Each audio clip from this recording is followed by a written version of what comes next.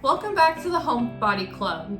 In today's video podcast, we're diving into how real estate seller concessions can help first-time homebuyers minimize their out-of-pocket expenses, especially when you combine it with down payment assistance programs. So let's break it down step by step. What are seller concessions?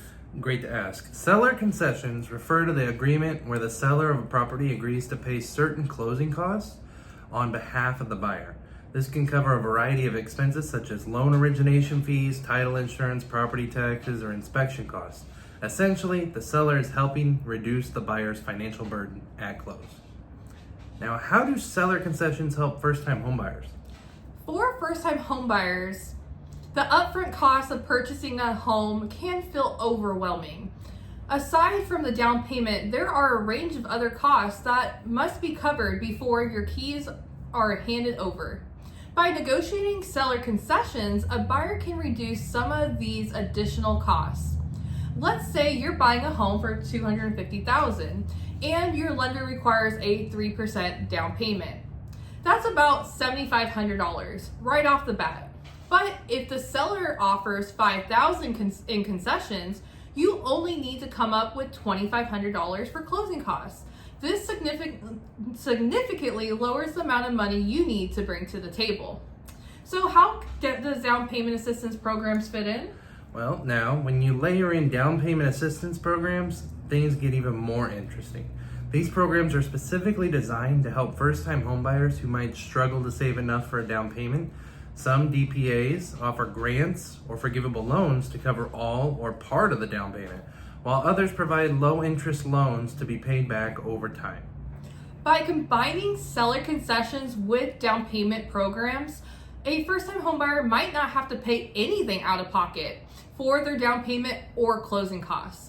For example, if the seller agrees to cover $5,000 in seller concessions and the down payment assistance program offers $7,500, the buyer could theoretically buy the home with no money down and very little needed at closing. Why is this so powerful for first-time homebuyers in an ideal scenario? This combination can enable first-time homebuyers to purchase a home with minimal upfront costs. In an environment where home prices are rising and saving for a down payment seems daunting, these tools offer an accessible route to homeownership. It's like getting a financial boost, helping you into a new home without draining your savings. However, there are a few things to keep in mind. First, seller concessions usually have limits, depending on the type of loan and the price of the property. FHA loans, for example, allow up to 6% of the purchase price in seller concessions, while conventional loans typically allow 3%.